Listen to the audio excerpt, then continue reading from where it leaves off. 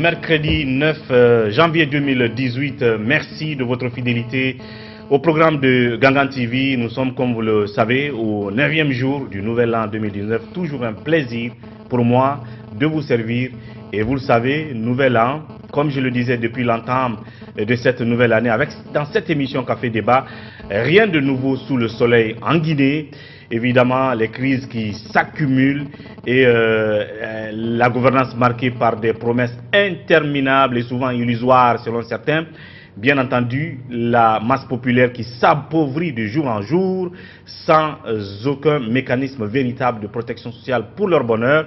C'est aussi ce tableau que peint pas que nous, journalistes, mais aussi des leaders politiques, et c'est dans ce sens que nous donnons la parole aujourd'hui à Dr Faya Milimono. Il est président du Bloc libéral et c'est sa première participation au compte de 2019 à cette émission Café Débat. Dr Faya, bienvenue dans Café Débat. Ben, merci beaucoup, je dis bonsoir à tous les téléspectateurs. Et justement, je l'ai dit, pour 2019, c'est votre premier passage dans cette émission. Oui. Et la tradition, justement, voudrait qu'on sache comment vous avez fêté et qu'est-ce que vous avez donc à transmettre à l'opinion. J'ai fêté comme tous les Guinéens et je profite de l'occasion pour dire aux téléspectateurs une bonne année 2019, quoi que nous soyons en Guinée, encore une fois. Nous l'avons dit, l'année 2018 qui s'est achevée a été marquée par une Guinée de crise. Vos conditions de vie se sont détériorées et cela doit nous interpeller. Le choix des leaders dans notre pays doit se faire avec beaucoup plus d'attention désormais. Tant aussi longtemps que l'ethnocentrisme va continuer à être au rendez-vous, tant aussi longtemps que nous allons faire la complaisance dans le choix de nos leaders, eh bien, nous aurons ceux qui ne peuvent nous donner que des premières pierres, qui n'auront jamais à inaugurer quoi que ce soit, mais qui vont déposer les premières pierres. Il paraît que les Camara et les Diallo ont choisi de ramasser toutes ces pierres que le professeur est en train de développer, de déposer partout, et pour se construire des maisons. Bien. Alors, professeur, très bien de déposer les premières pierres, mais il faut aussi inaugurer. Merci. Bien. Voilà, donc je rappelle que dans la deuxième partie de cette émission, je recevrai comme invité Dr Ibrahima Traoré. Avec lui, nous parlerons de cette mesquinerie, voire même de la jalousie ou de la méchanceté dans l'administration guinéenne, ce que certains maquillent et appellent lourdeur administrative. Il s'agit d'un jeune médecin qui est dermatologue ici en Guinée et qui a beaucoup de diplômes, qui est truffé de diplômes assez honorifiques et qui vient justement de bénéficier d'un prix. Il s'agit du prix Strauss-Katz de l'Académie américaine de la dermatologie, un prix qu'il reçoit pour la première fois et dont il est le premier Guinéen à avoir, qu'il doit justement aller recevoir aux États-Unis, sauf qu'il y a problème. Tout simplement, on lui refuse l'ordre de mission depuis le ministère de l'Enseignement supérieur où l'instruction a été donnée par le ministre secrétaire général à la présidence Kiridi Bangoura, jusqu'à l'université où on est en train de lui faire des va-et-vient. Pendant ce temps, il n'a plus beaucoup de temps pour justement être au rendez-vous. Nous décidons de lui donner la parole, mais dans la deuxième partie de cette émission, nous serons donc avec Dr Ibrahima Traoré. Mais avant, restons avec le premier invité du jour, Dr Faya Milimono. D'abord, votre manière de conclure, de résumer l'année 2018 sous la gouvernance de Kassory Fofana, évidemment avec son équipe, bien qu'ils n'ont fait que presque 8 mois seulement au compte de 2018, mais 8 mois c'est aussi un temps de poser des actes, de poser des actions. Et en résumé, qu'est-ce que vous retenez de la gestion de Kassory avec son équipe gouvernementale au compte de 2018? Mais pour parler de la gouvernance de Kassory Fofana, il faut rappeler ce que Kassory Fofana lui-même nous a promis en arrivant. Il était d'abord intervenu sur les grandes gueules pour dire « je suis prêt ».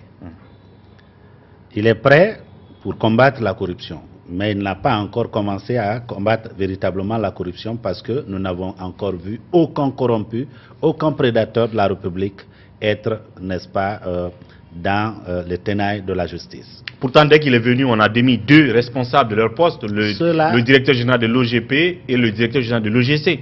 Ceux-là, il reste à prouver ce qu'on leur reproche. Il reste à prouver cela. On sait qu'ils sont devant la justice. On sait que on fait des renvois. À chaque fois que on se retrouve en audience, il est encore à prouver que ce sont véritablement des prédateurs que nous avons, les deux là. S'il n'y avait que les deux qui font la prédation, je crois que la Guinée se serait mieux portée parce que les deux ne sont plus là. Mais c'est parce que les vrais prédateurs n'ont encore pas été touchés. Sous Kassori Fofana, on a également vécu beaucoup de marchés de gré à gré. Celui qui a offert le port à Al-Bayrak, par exemple, est un exemple. Vous comprenez? Kassori Fofana nous a promis, n'est-ce pas, qu'il allait également restaurer l'autorité de l'État. Oui, mais le cas Al-Bayrak, est-ce qu'il pouvait quelque chose? Il a trouvé le processus en cours et c'était une affaire personnelle d'Alpha Condé parce que Alpha Condé a montré que personne ne pouvait toucher ce dossier Al-Bayrak. Ça, il l'a prouvé à tout le monde. Il faut que les Guinéens que nous sommes soyons capables de mettre nos intérêts personnels de côté pour sauver l'intérêt général. Si c'est vrai, ce qui s'est passé aux yeux de tout le monde, ce n'était pas dans l'intérêt de la Guinée. Il est Premier ministre, il devait objecter clairement pour dire, Monsieur le Président, ce n'est pas comme ça qu'on peut faire passer un marché sur un patrimoine aussi important que le port. Vous comprenez? Et à une société qui est soupçonnée, traitée avec les grands terroristes à travers le monde, etc., etc. Mais si chacun se tait, parce que simplement il doit sauver son intérêt, il doit sauver son pain, il doit sauver, n'est-ce pas, son compte en banque, je dis non. Bien. Sous Kassori Fofana, on a réinventé le concept de restauration de l'état de droit. Il a commencé en disant: je préfère l'ordre public à la loi. Ce qui veut dire que la restauration de l'autorité de l'État sous Kassori Fofana, c'est de la dictature elle-même. Parce que lorsque vous restaurez ou vous imposez l'ordre en dehors de la Constitution, en dehors de la loi, et ça s'appelle pas l'autorité de l'État, mais ça s'appelle la dictature. Vous comprenez? Aujourd'hui, en fait, la Guinée ne fonctionne pas en vertu de la Constitution, ni en vertu des lois. Vous avez vécu la crise concernant la Cour constitutionnelle. Si on reprochait à Khalifa Sall une mauvaise gestion, mais la voie est montrée par les textes de loi. On devait faire intervenir peut-être la Cour des comptes pour réunir les éléments qui devaient être présentés par exemple devant la Cour suprême pour prouver effectivement qu'il avait mal géré. Mais on fait du coutou-coutou comme on l'a toujours fait. Et ça c'est sous Kassori Fofana. Bien. C'est encore sous Kassori Fofana que nous avons vu toutes les crises se donner rendez-vous. Il est le premier responsable en charge de la promotion du dialogue politique et social dans notre pays. On vient de voir 3 mois s'écouler, on est dans le 4e mois, nos enfants n'ont pas été à l'école parce qu'il n'a pas été capable de s'asseoir autour de la table et négocier. On finirait par ça. Pourquoi il a fallu que les enfants perdent 4 mois pour enfin faire ce qu'on savait qui devait être fait dès le premier jour? Bien. Aujourd'hui, on est maintenant en train de parler d'accord ou de protocole d'accord, etc. Pourquoi on n'aurait pas commencé par ça? Vous comprenez? Bien. Au niveau politique, on va également de crise en crise. Et donc, l'Assemblée est périmée, hein? L'Assemblée est désormais périmée. Tout ça, c'est désormais le bilan de Kassori Fofana et de Alpha Condé. Voilà en fait ce qu'on peut dire de ce bilan. Donc vous ne retenez rien de positif de la gestion de Kassori en 2018. Je veux bien pointer du doigt quelque chose pour dire ça a été positif au regard des valeurs pour lesquelles je me bats. Mais si je n'en trouve pas, eh bien, je n'ai pas l'habitude d'être complaisant. C'est quelqu'un que j'ai apprécié, on a à un moment donné été très très proche, mais je me suis rendu compte que sur le plan de nos appréciations des valeurs républicaines, nous ne sommes pas sur le même registre. Voilà donc un bilan négatif pour Kassori en 2019. Mais est-ce que vous pouvez au moins lui reconnaître le mérite à Kassori d'avoir insufflé un certain dynamisme à son équipe gouvernementale, une certaine présence sur le terrain, évidemment en Guinée et à l'extérieur? et une capacité de mobilisation de fonds, même s'il est à se demander maintenant est-ce que les fonds seront utilisés à bon escient ou pas. Non, ça va de soi. Il a un président qui vieillit, donc il ne peut plus voyager. Il a voyagé beaucoup pendant son premier mandat. Et puis, une bonne partie... Peut-être que c'est grâce à sa forte personnalité, non, au fait que c'est un Premier ministre. Non, je crois que... C'est un Premier ministre qui ne se laisse pas marcher dessus comme les deux qui l'ont quand même précédé. Sinon, Alpha Condé, c'est quelqu'un qui aime effacer ses premiers ministres. Moi, tout simplement. Je me pose vraiment la question... cette marque particulière, Kassory, que les gens veulent vendre, à quoi ça a amené le peuple de Guinée? Quel est le seul élément positif qui est tangible, sur lequel on peut dire, voici un élément qui a été fait conformément à notre constitution, à nos lois, et qui peut être aujourd'hui cité comme, n'est-ce pas, un bilan tangible qui soit positif? Il n'y en a pas. Bien. Il n'y en a pas. Il y a eu plus de pauvres sous Kassory Fofana que sous Youla. Pourtant, il a prôné le partage du fruit de la croissance. Mais c'est cela le problème. La première mesure qu'il prend sur le plan économique, c'est augmenter le prix du carburant. Même quand le prix du baril sur le marché international est en train encore de dégringoler. Aujourd'hui, c'est moins de $50 pour un baril. Chose pour le baril du pétrole sur le marché international. Donc vous êtes vraiment... Donc ça appauvrit les Guinéens parce que ça leur coupe leur pouvoir d'achat. Et finalement, on dit on va leur faire un cadeau en enlevant 500 francs guinéens à l'occasion des fêtes de fin d'année. Quel est l'impact de cela? Est-ce que ça a diminué le prix du transport? Est-ce que ça a diminué le prix du sac de riz? Est-ce que ça a diminué le prix du pain? Est-ce que ça a diminué, etc., etc. C'est encore une fois, on se pose la question, dans notre pays, quand les gens disent « je suis prêt », ils sont prêts à faire quoi? Bien. Donc rien de positif à retenir du bilan 2018 du gouvernement Kassory qui toujours est en place et continue, et pour l'instant aucun remaniement en vue. Ce qui veut dire qu'Alpha Condé lui fait encore confiance. Il a d'ailleurs martelé dans son discours de fin d'année. Après avoir rappelé que c'est lui qui est le maître à bord.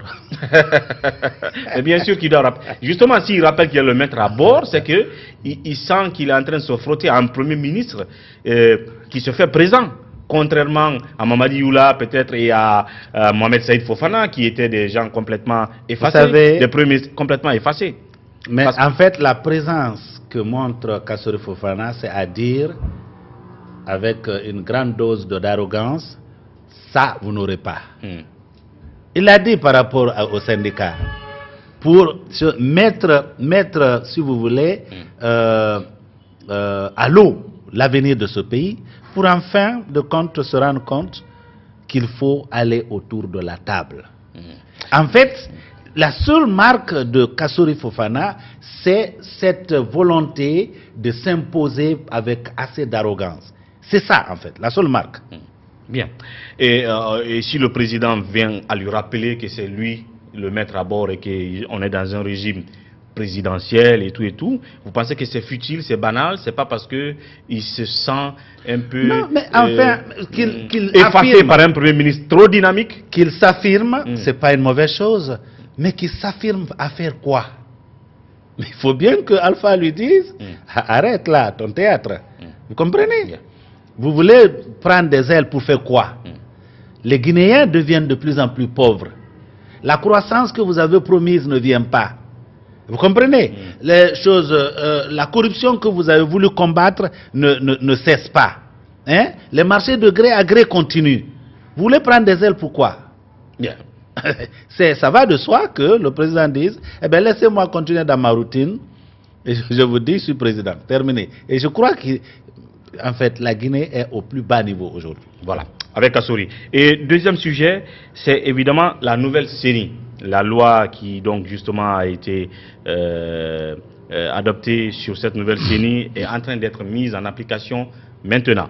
Et dans sa partie désignation des représentants des différentes entités, il y a problème aujourd'hui. Parce que des partis politiques comme les vôtres pensent que c'est des critères de choix exclusionnistes. Et vous pensez d'ailleurs que les autres ont trahi l'esprit de cet accord-là en ce qui concerne le type de CENI que vous aviez voulu dans l'accord aujourd'hui. Et donc, est-ce que vous vous sentez déçu par vos amis de l'opposition aujourd'hui? Parce qu'à cette date-là, à cet instant, l'UFDG, quand je parle de l'opposition, l'UFDG, l'UFR, le PDN sont censés être les partis qui vont devoir choisir les gens au regard des critères pour aller meubler la nouvelle CENI. En fait, la question qu'on ne cesse de nous poser au Bloc libéral, c'est celle de savoir si, même au sein de l'opposition, on est en train de se battre pour l'intérêt général. Effectivement, en 2015, quand on a parlé de changer de CENI, ce n'est pas changer simplement les hommes et les femmes qui s'y trouvaient, mais changer même la nature de la CENI. C'est ce qui a été dit clairement dans l'accord. Oui. Nous et aucun autre accord n'est arrivé après ça, non, jusque-là. Aucun autre. En fait, tout a été une répétition après. Rappeler simplement qu'on devait changer la CENI. Alors, nous nous sommes mis à la tâche, comme on l'a toujours fait, pour faire une revue de littérature de tous les organes de gestion des élections en Afrique de l'Ouest, par exemple. Le cas des pays anglophones, comme la Sierra Leone, comme le Libéria, comme le Ghana, qui offrent quand même de meilleurs exemples en la matière. Des gens compétents, des gens expérimentés, des gens aux personnalités très fortes, qui sont en train de diriger les élections dans ces pays-là. Vous n'entendez jamais la pagaille qui se fait, par exemple, dans notre pays, en Sierra Leone, au Libéria et au Ghana. Donc, on a fait une revue de littérature pour voir comment est composé, par exemple, l'organe de gestion des élections au Ghana, celui au Libéria, en Sierra Leone. Qu'est-ce qu'on peut tirer là-dedans? On sait qu'on avait besoin de quelqu'un qui est spécialiste de la communication. Est-ce que vous voulez dire qu'il faut appartenir à un parti politique X qui a 2 députés à l'Assemblée pour être le meilleur spécialiste de la communication institutionnelle au service de la CENI? Non. Ce qu'on devrait faire, c'est définir clairement le profil des gens qu'on avait besoin à la CENI, confier s'il faut à un cabinet indépendant de recrutement. Voilà, qui devait recevoir, n'est-ce pas, des candidatures. Il ne suffit pas aussi d'être à la tête d'une plateforme de la société civile pour dire tu es le président de la CENI. Mais non, tout ce que le CNOX nous a produit comme président de la CENI, c'était de la pourriture. Jusqu'au dernier. Vous comprenez? Alors, il faut qu'on sorte de ça. Et c'est pour ça qu'on avait donc prévu de changer la CENI. Mais qu'est-ce qu'on a fait? On nous a renvoyé la même image de la CENI que nous passons tout le temps à critiquer. Et vous verrez, lorsqu'ils vont encore faire les propositions des personnes qui seront envoyées à la CENI, vous trouverez que c'est des cousins, c'est des neveux, c'est des papas, c'est des etc. etc. Et puis après, c'est les premiers qui vont encore se mettre à critiquer. Attendez, il faut qu'on sorte de ça, qu'on comprenne que c'est une république qu'on est en train de construire. Alors, et nous devons utiliser ceux qui sont porteurs de valeurs, qui ont les compétences, qui ont l'expérience et qui ont l'intégrité. Si vous êtes déçu aujourd'hui, est-ce que c'est parce que les critères de choix des gens qui doivent aller à la CENI, notamment venant des partis politiques qui disent qu'il faut que les personnes soient d'abord membres des partis politiques, et puis que ces partis politiques-là aient participé aux 2 élections, aux 2 grandes élections, donc présidentielle de 2015, législative de 2013, et avoir au moins 2 députés à l'Assemblée? Est-ce que c'est parce que ces critères-là vous excluent que vous dénoncez? Ou est-ce que c'est parce que vous êtes déçu parce que vos amis, sachant que vous avez dit dans l'accord que c'est une technique qu'il nous faut, malgré ça, ils sont en train d'aller vers cette technique? Ils sont allés, ils ne sont pas en train d'aller. En fait, le BL n'a jamais critiqué parce qu'il est exclu. Le BL n'a jamais critiqué lorsque l'argent était versé au chef de file de l'opposition. D'aucuns ont voulu qu'ils aient leur part. Le BL n'a jamais réclamé sa part dedans. Vous comprenez? Je vais vous donner un exemple. Lorsqu'on a participé au premier dialogue, au cours duquel, le seul auquel j'ai participé, et où on a donné des per diem aux participants, j'ai reçu de ça. Ce n'est pas parce que je suis riche, non, je ne le suis pas. Mais quand on m'a donné 1 million, vous savez ce que j'ai fait avec les millions? J'ai pris 500 000, j'ai donné aux journalistes qui passaient toute la journée là-bas, même pas avoir une goutte d'eau pour boire. Et les autres 500 000, j'ai donné aux avocats des militants de l'opposition qui étaient en train de croupir en prison à la maison centrale. Au BL, nous ne nous levons pas pour critiquer parce que l'intérêt de Faya ou de quelqu'un d'autre du BL n'est pas tenu en compte. Donc aujourd'hui, nous n'étions pas à la CENI, rappelons-le. En 2015, nous n'avions aucun membre à la CENI. Mais nous nous sommes classés devant ceux qui étaient à la CENI. donc si nous partons vers cette CENI telle qu'elle est décrite par cette loi, vous concluez que et vos amis de l'opposition républicaine, donc l'UFDG, évidemment, notamment qui est de l'opposition républicaine, par ailleurs, l'opposition plurielle, les autres PDN et l'UFR, que vos camarades de l'opposition ont trahi l'esprit de cet accord qui dit qu'il fallait aller vers cette technique. Tout à fait. C'est complètement trahi et il faut le dire. Et nous avons toujours été, on s'est toujours senti très mal à l'aise face à ce comportement qui consiste à toujours vouloir accompagner, n'est-ce pas, la mouvance pour se donner bonne conscience d'avoir contrôlé telle parcelle de pouvoir. Non, ça ne nous voyons le tableau global. Bien. Qu'est-ce que ça apporte à la Guinée? Quel progrès la Guinée réalise? C'est pas quelle commune j'ai contrôlé. Il y avait des communes aux dernières élections dont nous avions le nombre d'élus pour pouvoir avoir le maire. On est venu, on a violé la loi, on a pris quelqu'un d'autre. Vous comprenez? Si tout cela s'est passé, c'est parce que l'opposition aussi a embarqué là-dedans. Bien. C'est maintenant que l'opposition se réveille pour dire désormais on ne va plus tolérer la violation de la loi parce que Kalemoudou a gagné clairement. Et puisqu'on a habitué le RPG à prendre quand il veut, et qu'on va toujours l'accompagner dans ça, eh bien, quand ils ont pris, quand ils tentent donc de prendre à Kalemoudou ce qu'il a obtenu démocratiquement et devant caméra, c'est en ce moment seulement que l'opposition dit « Ah, maintenant on ne va pas permettre ». Non, il ne faut pas qu'on fasse semblant qu'on était en train de dormir. C'est parce qu'on a toujours été accommodant. Il faut qu'on sorte de ça. Quel risque vous entrevoyez une fois encore pour ce même type, je dirais même type traditionnel de CENI que vos amis vont continuer à mûrir là, c'est-à-dire politique? Albert Einstein nous a appris que si vous voulez avoir un résultat différent, eh bien, commencez par changer votre manière de faire. Vous ne pouvez pas faire la même chose tout le temps et de la même manière et vouloir s'attendre à un résultat différent. C'est ce que Albert Einstein appelle la folie. Bien. On a envoyé des jeunes frères, on a envoyé des enfants à nous, on a envoyé des neveux, on a envoyé les belles-sœurs, etc., etc. Malgré tout, Alpha leur a donné de l'argent, ils ont accepté et ils ont fait la volonté d'Alpha. À la CENI? À la CENI.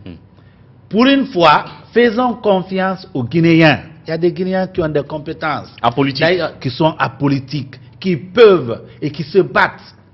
Ils sont d'ailleurs une majorité. Mais en réalité, on ne s'est jamais tourné vers ceux-là. On a toujours pensé que n'existe en Guinée que celui qui est en train de faire l'activisme dans un parti politique ou dans une organisation de la société civile. Yeah. Les bons Guinéens sont plutôt ailleurs. On aurait donné cette opportunité-là. On aurait recruté des gens. Prenez les gens, prenez par exemple des gens du barreau. C'est la seule institution judiciaire qui est fonctionnelle aujourd'hui dans notre pays. Vous croyez qu'il n'y a pas de valeur? Même si Kébé a déçu. Non, Kébé fait une certaine unanimité quand même. Kébé est venu du barreau, Dr Faya. Vous n'allez pas quand même... Mais c'est quand même Kébé qui a organisé les dernières élections. Oui, mais vous n'allez pas résumer... Vous n'allez pas résumer tous les chèques à la gestion de Kébé. Il a fait montre d'un certain nombre déjà quand il est venu. Vous-même, il est passé. Il allait vous voir. Il est parti au siège. C'était une première. Et tout ça, mais c'était juste pour se faire accepter. Oui, prendre de l'argent, mettre dans la poche et puis reproduire exactement ce que Bakary Fofana qu'ils ont chassé quelques mois plus tôt. Vous ne pensez pas que Kébé a fait son mieux? Kébé a été aussi pire que Bakary Fofana. Il a été aussi pire que, comment il s'appelle, Lucene Camara, etc., etc. Non, j'ai vu l'homme venir, il a été au siège, on l'a rencontré, mais c'est le genre de Guinéens très démagogues qui arrivent, qui se font plaire, et puis ils arrivent, c'est pour promouvoir les contre-valeurs. Les élections qu'on a eues, les élections locales, est-ce que vous savez que la CENI n'est même pas capable, dirigée pourtant par lui, de nous dire quelle est la répartition des conseillers dans les districts et quartiers pour chaque liste. Mais c'est des milliards qu'ils ont engloutis dedans. Non, ce fut un autre démagogue qui a repris exactement ce que d'autres ont fait. Voilà, donc vous allez prendre toute votre distance concernant cette affaire de CENI. Clairement. De vos amis de l'opposition. Clairement. Voilà. Et pour terminer cette première partie, maintenant la question du mandat des députés. Le débat aujourd'hui est encore plus vivant sur cette question. Je crois que vous l'avez dit la dernière fois, les gens vont faire comme s'ils étaient en train de dormir quand le mandat va finir. Or, il était en train de finir. On parle maintenant de quelques jours. Non, il y a 3 jours maintenant. C'est le 12. Ils ont pris fonction le 13. Le 13 février. Donc le 12 janvier, c'est terminé. Les mandats des députés. Ils n'ont plus droit ni à un salaire, ni à une prime, ni à quoi que ce soit. Et aujourd'hui, tout le monde est en train d'afficher, en tout cas chacun est en train de présenter une hypothèse. Il y en a qui disent qu'il faut faire en sorte de prendre un acte exceptionnel pour prolonger leur mandat jusqu'à l'organisation des élections. Que les gens vous pensez quoi? Que les gens là nous disent en vertu de quelle disposition constitutionnelle ou légale on peut prendre un tel acte pour prolonger, n'est-ce pas, le mandat. Pour éviter un vide institutionnel, bien sûr. On commence une période transitoire dès lors que nous sommes dans une situation d'oppression du peuple. Vous comprenez? Parce que on est dans une démocratie représentative. On a 114 qui représentent les populations, qui disent au gouvernement, vous pouvez lever tel impôt, vous pouvez lever telle taxe, vous pouvez faire telle dépense, vous pouvez faire telle dépense, qui détermine même la dépense pour le président de la République, pour la présidence de la République, pour tous les départements ministériels.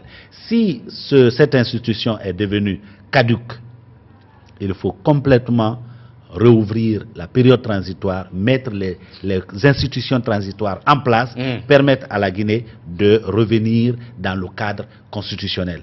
Aujourd'hui, toute autre manœuvre qui veut prolonger le mandat de ceux qui sont là, ça sera contraire à notre constitution, ça sera contraire aux lois, et nous en appelons au peuple de Guinée. On a connu des assemblées périmées, ça a conduit notre pays à la faillite. Rappelez-vous, l'assemblée qu'a dirigé le défunt son paré, paix à son âme, c'était périmé aussi, n'est-ce pas? Bien. Eh bien, c'est ce qui a fait que lorsque Lansana Conté est mort en 2008, paix à son âme, l'armée n'avait le choix que de prendre le pouvoir, parce que ceux qui devaient gérer la période et même étaient déjà illégitimes, ils étaient illégaux. Bien. Voilà, comme ça on est en train de banaliser ce que nous demandons. Parce que nous avions prévenu. Rappelez-vous, Ouri, notre déclaration du 23 avril 2018. C'était exactement pour éviter ce sur quoi nous sommes en train de parler aujourd'hui. Chacun a fait semblant de dormir, chacun a fait semblant de vivre un cauchemar, et c'est maintenant qu'on se réveille pour dire, dans 3 jours, ce sera fini. On va dire, et aux députés, et aux membres, parce qu'il n'y aura plus de chef de file parce qu'il n'y a plus de députés. Au moins, il y a une institution. Non, mais c'est pas parce qu'il n'y aura pas de députés qu'il n'y aura pas de chef de file. Non. Chef de file, c'est en fonction du nombre de députés qu'on devient chef de file. Donc, il y a au moins un budget de moins. Il y a aussi un autre budget d'une institution qui est devenue vorace, l'Assemblée nationale, avec mon propre frère Korik Kodianou.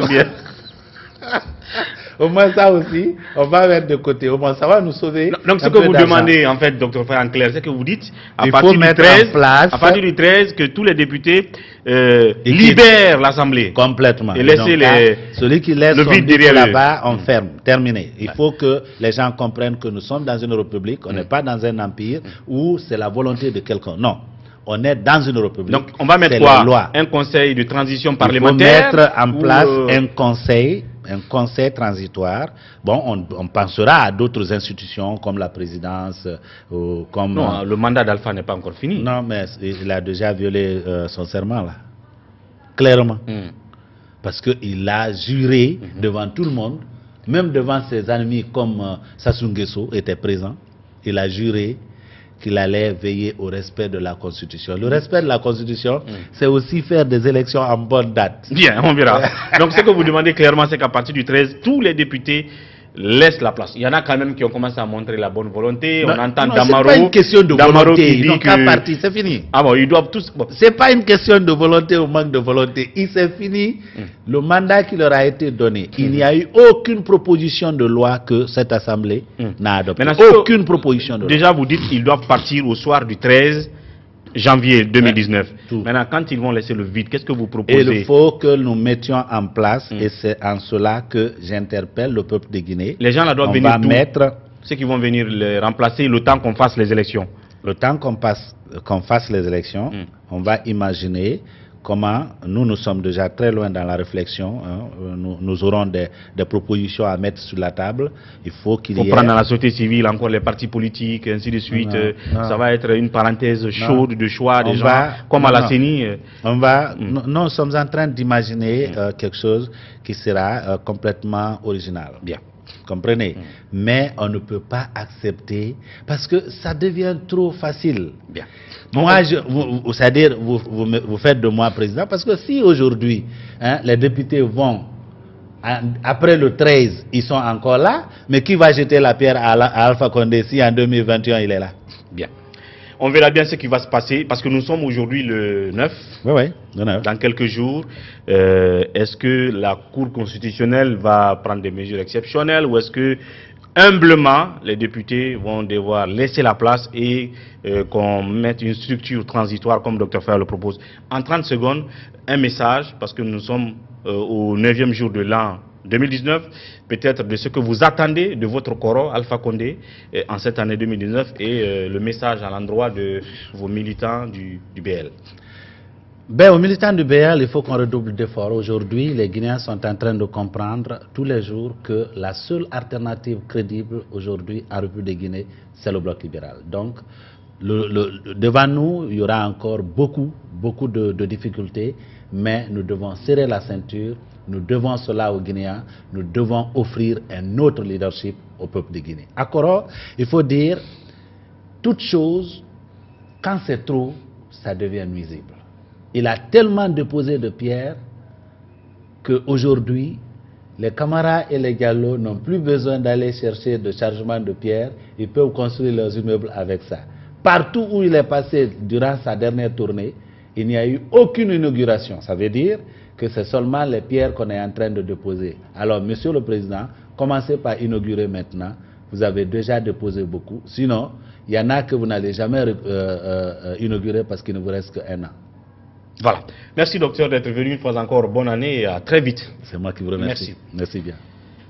Voilà, comme annoncé, dans la deuxième partie, tout à l'heure, après la pause thé, je recevrai Dr Ibrahima Traoré, ce jeune médecin à qui je donne la parole, qui s'exprime sur sa situation assez difficile avec l'université Gamal, mais aussi avec le ministère de l'enseignement supérieur, qui lui refuse pour l'instant, en tout cas, de lui faciliter la tâche afin qu'il aille recevoir son prix très honorifique aux États-Unis, pourtant au nom de la Guinée, dans le domaine de la dermatologie. Tout de suite après la pause thé.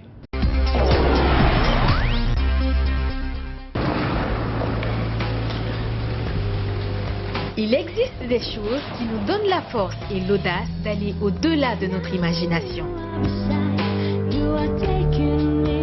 Le thé Akbar. Le thé Akbar est fabriqué en utilisant uniquement les feuilles soigneusement sélectionnées en provenance de Ceylon. La qualité du thé Akbar a été évaluée selon les normes les plus strictes par des experts en dégustation qui se sont appuyés sur près d'un siècle d'expertise dans ce domaine. Premier producteur de thé, vous pouvez faire confiance à la famille Akbar pour vous garantir votre santé. Seule la meilleure tasse de thé peut vous procurer de la fraîcheur.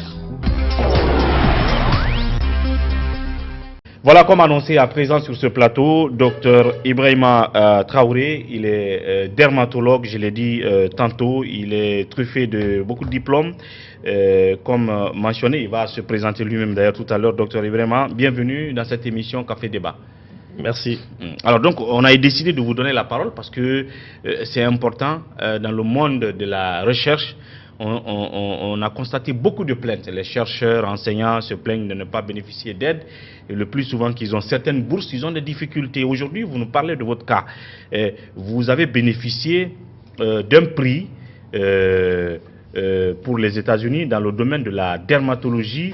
Un prix qu'on appelle le prix Strauss et Katz 2019, hein, c'est ça? Oui, effectivement. De l'université, quelle université? De l'Académie américaine de dermatologie. L'Académie américaine de la dermatologie. Ouais. Mais sauf qu'on a, on a du mal à vous donner simplement un ordre de mission. Mission sans fin. Pour vous rendre aux États-Unis. Parce que vous ne pouvez pas vous rendre aux États-Unis sans aller d'abord à l'ambassade. Effectivement. Et pour aller à l'ambassade, il faut l'ordre de mission. Effectivement. Et donc, qui bloque? Pourquoi? Bon. D'abord, peut-être vous pouvez commencer d'abord par vous présenter votre profil, votre background et sans doute décrire le contexte dans lequel vous avez eu ce prix. Ok. Alors, merci beaucoup. Et je suis le Dr Traoré Ibrahima.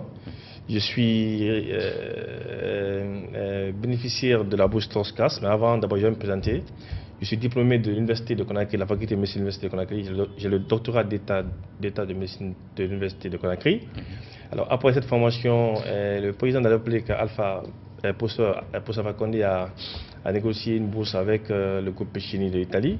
Alors, pour les enseignants chercheurs, pour la formation des formateurs. Et comme moi, je suis formateur, alors j'ai été sélectionné pour bénéficier de cette bourse avec on était 10 médecins guinéens.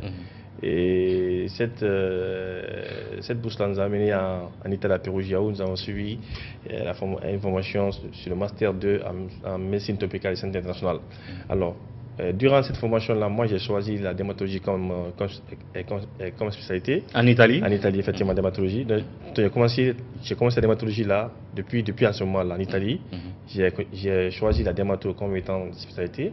Et quand je suis arrivé, je me suis dit qu'il fallait continuer, quoi. Il fallait continuer jusqu'au sommet jusqu'au sommet. Et le sommet, c'est quoi? C'est le PhD. Alors donc là, je me suis dit qu'il fallait le faire. Alors, ceci étant, je me suis alors inscrit dans une formation à l'université de Cardiff, qu'on appelle dermatologie pratique, où effectivement j'ai financé une partie. Et puis l'université de Conakry. Ça c'est après l'Italie. Ça c'est après l'Italie. Et Cardiff c'est dans quel pays? Cardiff c'est en Grande-Bretagne. En Grande-Bretagne. Un pays de Galles.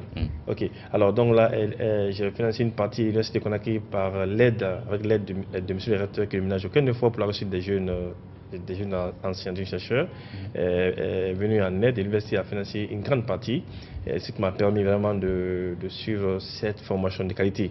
Alors, fort de l'Italie, de Cardiff, j'ai aussi réuni les dossiers pour postuler dans l'université australienne, l'université de Bond. Alors cette université-là m'a accordé 4 à 5 bourses qui me mènera jusqu'au PhD. Donc, je suis en train de suivre ce chemin-là. Mon souhait c'est d'avoir le PhD. Voilà, en ce moment-là, je serai aussi pratiquement le premier aussi à avoir le PhD en dermatologie en Guinée. Alors, c'est fort de tous ces documents-là que j'ai pu intégrer la Société française de dermatologie. Et en juin 2018, l'Académie américaine de dermatologie a lancé cette bourse, qui est la bourse Strauss-Katz. Ça, c'était en juin 2018. Alors, les critères étaient très stricts. Donc, avec tout ce que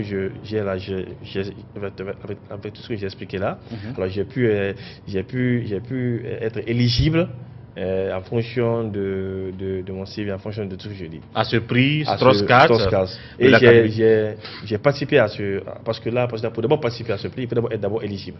D'accord. C'est quand on est éligible que tu peux participer à ce prix. Et quand on participe aussi au prix, les gens évaluent les travaux qui ont été effectués et les notes. Et les plus fortes notes sont vraiment retenues. Bien. Donc c'est dans ça que moi j'ai été retenu. Et il y a beaucoup de nationalités qui ont postulé. C'est pour tout le monde. C'est ouvert ici au monde entier. Et c'est la première fois que la Guinée est un représentant parmi ceux-là. Nous sommes 40. 40. On est 40 dans tout le monde entier. Et parmi les 40 là, je suis le seul Guinéen. Et c'est la première fois que la Guinée est vraiment à ce prix-là. C'est que ce prix, on ne gagne ce prix qu'une seule fois dans la vie. C'est que lorsqu'on gagne une fois, on n'est plus éligible à ce prix. Bien. Donc ce qui veut dire que moi, à partir de maintenant, là, je ne peux plus maintenant postuler pour ce prix. Mais je peux quand même être là pour conseiller, pour guider certains jeunes qui veulent participer, mais moi je ne veux plus participer. Donc c'est un honneur pour moi d'aller représenter mon pays à ce congrès. Et cette bourse-là me confère plusieurs opportunités, dont un prix, la possibilité de participer au congrès. Alors, ceci dit, donc comme j'ai ce prix, je dois me rendre à Washington. Je dois leur réunir les conditions pour me rendre à Washington. C'est pour cela que vous allez me permettre de lire la version transcrite. Hein? Oui, française.